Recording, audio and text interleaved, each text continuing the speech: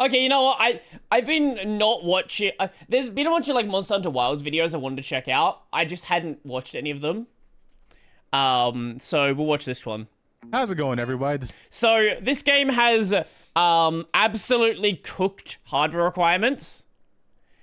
So what happens if you just ignore them and just run it on a GTX 1060? I guess we're gonna find out, because I think the minimum. I think the minimum GPU is like a 3060, something like that. MH Wilds Stoom. Let's see. Minimum requirement is it's a 1660. Well, surely it can't be that bad. Nabby, since you're here, and if you guys haven't heard, or you guys have not been gaming this weekend, if you guys don't know, Monster Hunter Wilds has recently came out, and even though the game had a peak concurrent players of over 1 million on, it sold 8 million copies in the first 3 days. Just for context, World and Iceborne sold 40 million over their entire life. Rise and Sunbreak sold 20 million. So I think it's pretty fair to say it's going to be the most selling Capcom game of all time. And with it being the most selling Capcom game of all time...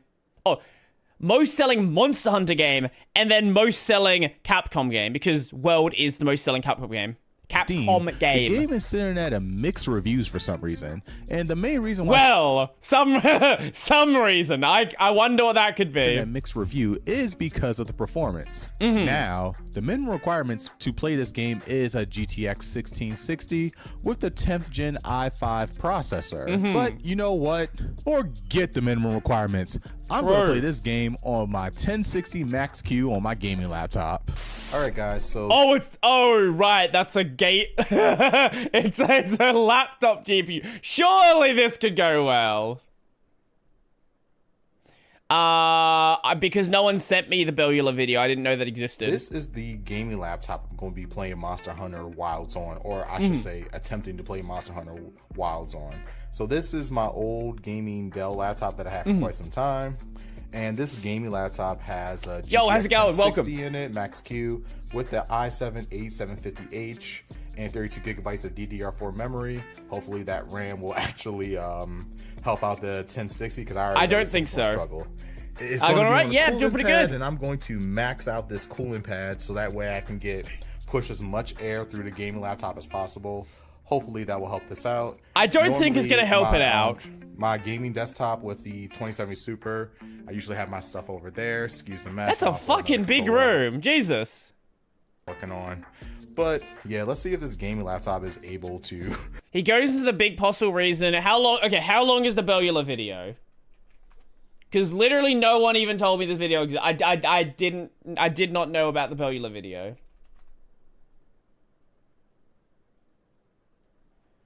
How long is it?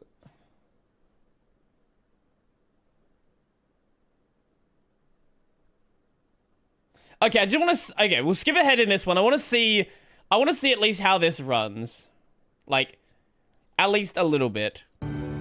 And here we are. You know what? Are in the game, and look at 18 FPS. That's better than expected. This 15, 16, 17 frames a second with FSR enabled running. This looks worse than a PS3 game. Laptop. I think it's because of the cooling pad. Oh, here we are.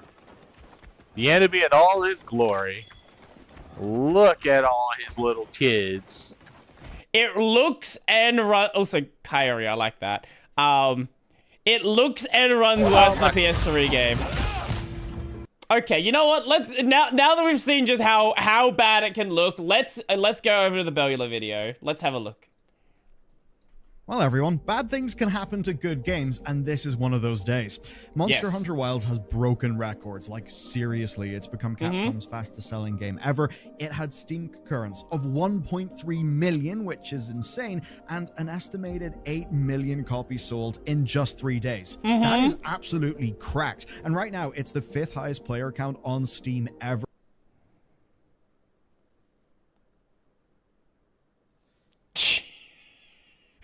Okay. Which is a massive victory that should have investors and players and everybody celebrating. But it's not really like that in PC. The PC version has been teetering. The console version, people are coping about it, but the console version's not much better. It might be fine on the PS5 Pro and the fucking Xbox Series X, whatever it's called. But on the regular PS5 and the Series S, it runs horribly. At, well, the 50s in terms of its review score. Thousands of people are calling it unplayable because of devastating performance issues. One's backed up by the likes of Digital Foundry. But when you filter by language, well, you find that actually Chinese-speaking reviews are utterly scathing reviews, and it's not even close. Okay. So the whole story's odd, but it's not odd in one sense. The reason why is fairly interesting, but most important and looming over all of this is that Capcom appear to have calculated this in advance and decided that all of this chaos was an acceptable cost of doing business. And if you look at their sales numbers, they are right. It's not like this bombed on Steam. It is peaking on Steam. I hope he has some good evidence for that, because that is a wild claim to make. But what if I told you that Capcom rushed PC because they found themselves 3 quarters into the fiscal year, but only just over halfway to their revenue target? Meaning that to hit targets and, well, for the people who run the show to please the people who they ultimately are accountable to, something bad had to happen, something had to give. Monster Hunter World hit PC 6 months after console. Rise hit PC 9 months after Switch. Wilds, though, as we learn here, well, it did not have that luxury. What this could and should have been is the absolute validation of Capcom's big strategy that they've rolled over the last while. Stream's buffering every second. I'm not dropping frames here, so the stream hasn't died either, so it might actually just be your side then. Sadly, though, it is that, but only on paper. Now, as a game, this is perfectly capitalizing on, well, player interest in deep, systems-driven co-op experiences. It's doing that perfectly. You want to talk about the co-op? People are pissed about how bad the co-op is playing as well. It is convoluted to get into the co-op. You need to, like, join... I think the way you do it, you, like, join a group, and then you watch the cutscenes separately, and then you can, like, rejoin the group. Apparently it worked well in Rise, and they just didn't use the Rise system. And they really have pushed a 20-year-old niche franchise off the Nintendo 3DS and into the mainstream on consoles. Critics love it. Sales are astronomical. There are a few design choices that are clearly aimed at their newer market, like the kind of walk and talk style PlayStation AAA sequences that some people don't love. But what you find is most of the had a couple of those as well. Evaporate once people hit high rank endgame. That basically shows us that as Monster Hunter, this is goddamn incredible. But what does not evaporate are the technical disasters, and they truly are disasters. While console versions run relatively smoothly, PC... That's not what I've been hearing. I've heard the exact opposite of that. Is a technical catastrophe. Digital Foundry didn't mince their words. Monster Hunter Wilds, we can't recommend the PC version. Substantial technical problems must be... My understanding is with Dragon's Dogma 2, it got a performance patch maybe like 6 months after the game came out. And now it's somewhat playable. But my understanding it still has a lot of problems. Be addressed. When I say must, they really do mean it. These are bad. They warn against you playing on anything that's got less than 8 gigs of VRAM. They note the DLSS is ineffective, which is kind of concerning, right? With a PS3 level texture quality in many shots, and many textures that look like they had it loaded incorrectly. Yeah. I think that's the biggest thing, right? Like, if the game ran badly but looked good, like, fine, whatever. But the fact that it looks awful and runs badly, like, that's an actual problem. It points at some of the underlying problems, and they even express shock at the hardware requirements for even baseline performance. This should not be the way that it is. People are reporting texture pop-ins, disastrous frame rates, crashes constantly, multiplayer failure. Yeah, it was exactly the same in the beta. From my understanding, nothing has really changed from the beta. And progression blocking bugs. I mean, at least we've got a few hilarious screenshots from it, and in a way, you could look at all of that and think, there's another Capcom game, Dragon's Dogma 2, that had a lot of problems in PC. And that does raise serious questions about RE Engine's capability to handle open worlds. Now, for Dragon's Dogma 2, the devs eventually found that NPCs were bottlenecking like the CPU side of things majorly in town areas. That was just like a root problem in that game. Sure. With Wilds, it does seem the issues are more complex. There are theories everywhere, of course. Those range from a botched direct storage implementation to a really simple, funny one of a misspelled config file. Fixing the config file does not make all the problems go away, sadly. Those are theories. Right now, we do not I love gaming theories. Know exactly what the problems are, but it's clear that there are problems. And what makes this real frustrating is comparison. Look at the relatively smooth launches of, say, Kingdom Come Deliverance 2, Final Fantasy 7. Kingdom Come Deliverance 2 is a surprisingly well-optimized game. Kingdom Come, yes, Kingdom... Well, you can also come in some bum. But yes, Kingdom Come, it's a CryEngine game. We don't really see much of those anymore. And maybe we should. Rebirth, there are other big, gorgeous-looking games on PC that have had good launches. And Capcom's only response has just been generic advice like, check your system's requirements and update your drivers, which is not reassuring to people who have spent $70 on a game that I would go as far as saying is unplayable. Some of that's the quality of the software. With how bad it is, if people are not trying to get refunds, I would be surprised. Like, even past the refund window. Some of that is my own standards, but fuck it, I wouldn't play that. Now, it's worth mentioning the other sort of modern Capcom special here. There are some stupid microtransactions. I mean, hey, like, at least part of the Capcom formula is also banger video games, right? So thumbs up for that. But it's got the usual. There's a torrent of day one microtransaction cosmetic things. There's a cosmetic bundle that contains all of those, plus the promise of future ones. And worst of all, there's a character and Palico edit voucher thing going on. They're sold in packs of 3. I believe that was in World, though. I'm pretty sure that was a thing in World. $6 each after your first one, which doesn't really feel good, and the edit vouchers deserve special attention here. I mean, it's weird, they're edit vouchers that just cost nearly 10% of the base game, but as noted by VGC, they were not available during the review period. And that conveniently prevented critics from factoring those into their review scores. Convenient! I like Capcom. I really like what they're doing with their games, but that is scummy. So by now you understand, right, that there are problems here, but they're problems that are in an otherwise stellar game. Sure. We're going to have to talk about the money. Sure, that's the problem, right? It's a Monster Hunter game. If you have a fucking 5090 and a top-end CPU, yeah, it runs great. It runs fine. It doesn't run great. It runs fine. But, like, you shouldn't need that to play the game. Hey, Aussie man. Hey, Solo. How's it going? Why this has happened, but first, we've got the curious case of the reviews being truly strange. Looking deeper into the Steam reviews revealed something fascinating that I didn't expect.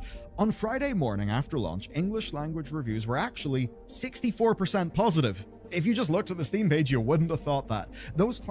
That's still pretty bad. 64% positive is still not great. Climbed to 67% by Monday, which is not stellar. You need 70% plus for a positive rating, but hey, it is far better than the overall score the game had at that time. And across most regions, the reviews fluctuated between 65% and 80% positivity by Monday. So why is the average so low? China. Yeah, it's China. Chinese language reviews started at a brutal 11% positivity. They only reached 24% positivity by Monday. And this actually matters a lot because, in case you haven't noticed, China's rather large, and Chinese reviews make up roughly 40% of total reviews for this game in Steam. The Chinese gaming market is predominantly PC-focused because they didn't really have consoles for a long time, and they're just real unforgiving of bad PC. Isn't the Chinese gaming market predominantly mobile? I'm pretty sure it's predominantly mobile, not PC. But I guess we're talking, like, traditional games. I'm sure, fair.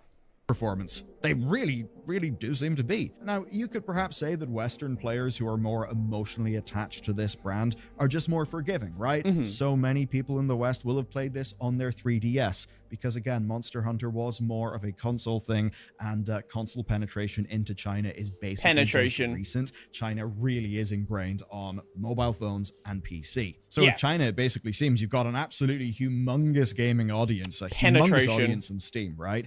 They are very, very PC focused. They don't have a lot of brand affinity with Monster Hunter. They probably are aware of just how like massively hyped up it is because of course they can't access the other Monster Hunter games in Steam, which means that they play this at launch and basically go, what the hell is happening? And they leave a negative review. So a fairly interesting quirk, I suppose, of how games have developed across different regions, but in no way is this a surprise. And so with this first mystery, a rather pedestrian one, solved, I think we've got to talk about the second mystery, because you're probably looking at all of this, looking at the funny screenshots and thinking, there's no way that Capcom didn't know this would happen. I mean, there are problems on basically every PC. It's not a rare issue. So why did Capcom not? There was a lot of people who were like, it's fine on my PC. It's okay on my PC. I don't know why people feel the need to glaze Capcom. Like, they've sold 8 million copies in the first 3 days, right? Like, you don't need to defend them for bad performance. They'll be okay. This game to fix it, because they've had other delayed releases for Monster Hunter games on PC. Well, the answer is money. Last quarter, Capcom saw a 33% drop in income and a 16% drop in net sales year on year because they had a lack of major releases. Now here's the spicy bit. Their forecast projects 165 billion yen in net sales this year. That's, of course, this financial year. But as of December 31st, they'd only made 88.5 billion. Now, you don't really need to be a mathematician to know that one of those numbers is a lot smaller than the other number. They are 3 quarters into the year, but only halfway to their revenue target. Many people would say this is a problem. Q4, the quarter that we're in now, has got to generate almost as much as the previous 3 quarters combined. And outside of live service stuff, Wilds is their only big release. It's their only option. So, unlike Monster Hunter World, which released on PC 6 months after consoles, Capcom basically could not afford to stagger the release, because even with the popularity of Wilds in consoles, they know PC is big, PC only seems to be getting bigger, and a PC release was likely needed to guarantee their sales target, because if they missed sales targets, even though their big marquee game Monster Hunter sold well on consoles, that would probably spook the market. So, it came out when it came out, with a whole month worth of sales to let them sail past 165 billion yen. That is likely a major part of why Wilds did not get the PC time that it, as a game, deserves, and that us as customers deserve. The other part of the puzzle is that to Capcom, they don't need to fix if they can mitigate. So, PS5 Pro, PS5, Series X, Series S. That is 4 hardware targets. PC is obviously exponentially more complex. I mean, even just the problems the game devs have had. Well, again, even so, my understanding is console is not a great experience either. It's not as bad as PC is, but from what I've heard and what people playing on console say, it's not great there either. It's, you know, you have less problems. You're not seeing like N64 models. You're not seeing the game look like a PS3 game. But from what I'm seeing, it looks worse than World does. You know, Intel CPUs and drivers. Hasn't that been fun? Getting it right then in PC would have taken time that they did not have. That meant that Capcom only had one option, a strategy of mitigation. Man, look how good the Rise. Option of a delay, but as I've just covered, that's look, obviously right. Like it's still Rise, but like it's still it's clean. Not what was going to happen. So what they did is they ran 2 full PC betas to identify the worst problems. They launched a benchmark tool to and didn't fix fucking any of them. Sort of warn off players on weaker machines, and they just relied on their fan base's willingness to look past issues. And certainly if you compare the English and Chinese language reviews and you sort of think, well, the English speakers are probably going to be the more core Monster Hunter people, yeah, I suppose it kind of did work. I mean, from where I'm sitting, it did work. They've got a lot of sales, and it has worked before. I mean, Dragon's Dogma 2 sold 3 million units. It was considered a real big success for Capcom. More tellingly, though, Monster Hunter World sold 5 million copies just on the last-gen consoles. It then rose to 10 million after its delayed PC release. And it's not like its release was great. It launched to sub 50% user reviews as well. Which kind of means if you're Capcom, you look at all of this and you think, bad release, Steam reviews, not a problem for us. We've got Monster Hunter. Monster Hunter is more powerful than a spooky red bit of lettering on Steam. And thus far, why... Well, Monster Hunter wasn't a popular series until World. World was their first big release. Like, before that, like, Monster Hunter was popular, but it was popular in Japan. Capcom most popular games. Let me show you.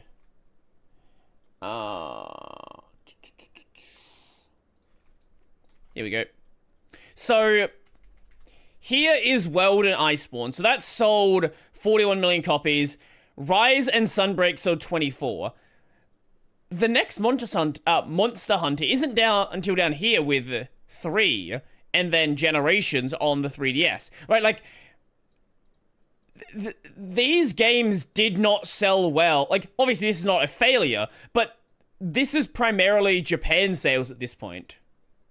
So it being this big seller is a very new thing. Wild is performing better than World in like both reviews and sales.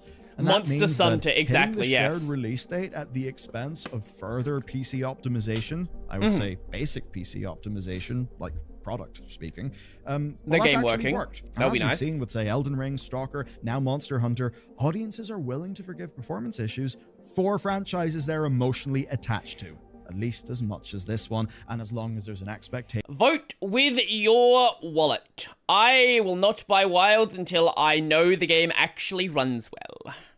I'm more than happy to keep playing World. I've not finished World yet. I'd like to go play Rise. I don't know, maybe I'll go back and play like GU or something. I don't know. That improvement is possible, and I suppose with World, there is evidence of that. And all this brings me to a DJ Khaled album. Suffering from success, that's what's happening to PC.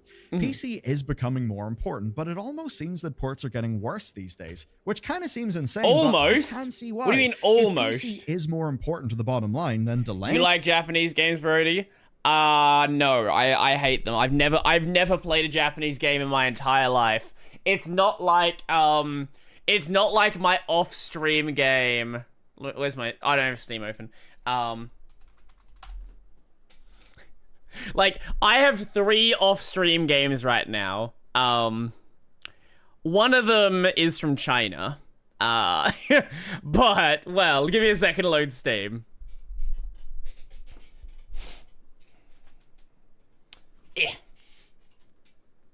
Steam! Stellar Blade. I finished Stellar Blade. And that's Korean. Also, that's on PS5. The PC version's not out yet. Gonna load?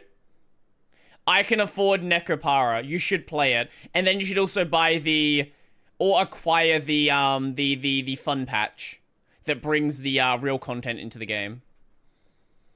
So right now, my main things I'm playing off stream, I need to get back to World. So there's a Japanese game. I'm playing TXR. This is a Japanese game. And Yakuza 5. Also Marvel Rivals, but this is China. This should not be in there anymore. Yeah, those are my 3 main off-stream games right now. Stream is dead? No. No, it says it's still up. And PC will hurt more. And unlike consoles, PC... Oh. Well, it is... Nope, now it might be dead. No? No? Oh, I clicked it. Is it fine? Is there a Trueno A86 in... let me finish this video. Genuinely a harder problem in terms of optimization and launches than consoles are, right? That's a genuine challenge. And if there's one thing that our industry historically and currently sucks at, it's giving engineers the time they need to actually do shit right. So you would think the importance of PC would increase the value of the PC port being good. In a way it does, but in reality, we're seeing companies simply not think that the damage of a Yeah, again, if people are gonna buy it anyway, even if it's like a mess of a port, you know, people are gonna buy it anyway. rough launch is worth the delay if their franchise is strong. And at the end of the day, it's all down to the numbers, it's all down to incentives. But not really in the way you'd first think, so let me explain. A smaller publisher or an indie dev might rush out a game because they're incentivized by actually getting some money so they don't literally go bust. Sure. But a giant publicly traded AAA could delay. They can tank that hit, but so often they don't, and game releases feel rushed. And that's because the C-suite decision makers are working on their own incentives to keep investors happy. That's actually what you're doing if you're in the C-suite. And I mean, even the performance compensation of C-suite people, well, that can often be tied to stock price. And that should align their interests with the company and the value it produces. But so often it doesn't. It aligns their value with the short-term, not long-term value. And that's not because good games are bad business. It's because the market itself is a game with its own rules, its own norms, its own incentives. And when the bigwigs are playing that game, the upshot is damage to our games, and that has just happened to Monster Hunter. Time and time again, we see this. And in the case of look, maybe we see it get dealt with later on. There is a possibility it gets a performance patch and it runs well later, or maybe we have to wait like 5 years to have, you know, better hardware so we can play the game. But we'll see how that goes, I guess. Well, they're 100% owned by Tencent. Tencent has still got to play to the market, and it's pretty damn clear that things are not all great at Riot. They've literally said that, well, League of Legends is unsustainable. And while they did walk back changes, it's still a spicy situation. Worse will follow, and you can learn about that in our next story. I hate investors. Yeah, look. They don't ruin everything, but they certainly do ruin a lot of it. You asked about TXR. Let me just open up the game. That was a good video. It does annoy me with just how messy PC ports are right now. It would be so nice if we could just go back to the point where, you know, you would buy a game and it ran well. Even if just like the console version ran well. We don't even have that right now. I love their logo, by the way. Genki's logo is great. This is the logo that I would draw.